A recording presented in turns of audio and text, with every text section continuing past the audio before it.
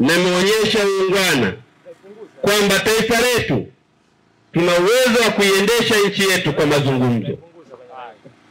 Migogoro, maandamano, kubeba mawe, kufungia barabara sio mila na desturi za wananchi wa Geita na Watanzania kwa ujumla.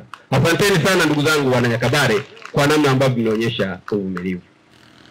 Wakati tumekuja hapa na tumefanya vikao kwa ushirikiano na kamati ya Mzee Mabura, na tunashukuru sana ile kamati kwa kusimama kwa niaba ya wananchi. Hawa wazee ni sehemu ya wananchi ambao watabaki kwenye kumbukumbu ya wananchi wa Nyakabare walitoa mchango mkubwa kuwatetea wananchi wanaoishi hapa Nyakabare. Sasa baada ya mapokeo ya taarifa ya timu iliyozunguka, tukaitaka timu ya wataalamu iwasilishe taarifa hii mbele ya mkuu wa mkoa.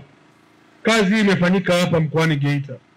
Ilimhitaji aina ya mtu kama Martin Ruben Shigela. Mkampata na mkuu wa wilaya hapa, ndugu yangu Hashim hapa, akatusaidia na yeye kulikoleza jambo hapa. Baada ya kuwa nimepokea taarifa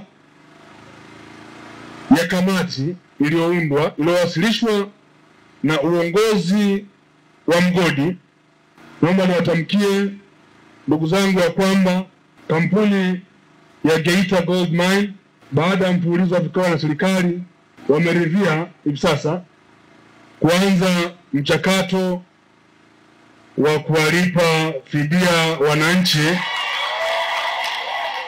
katika eneo la Nyakabare kwa mujibu wa taratibu zilizowekwa kisheria, ili sasa mtapisha eneo hili, wao wataendelea na shughuli zao za uchimbaji. Tumeshiriki katika maeneo mengi ya ulipaji wa fidia. Yako mambo ambayo yamekuwa yakichelewesha zoezi na kuathiri watu wenye haki za msingi kupata haki zao kwa wakati. Kitu kimoja kinaitwa tegesha.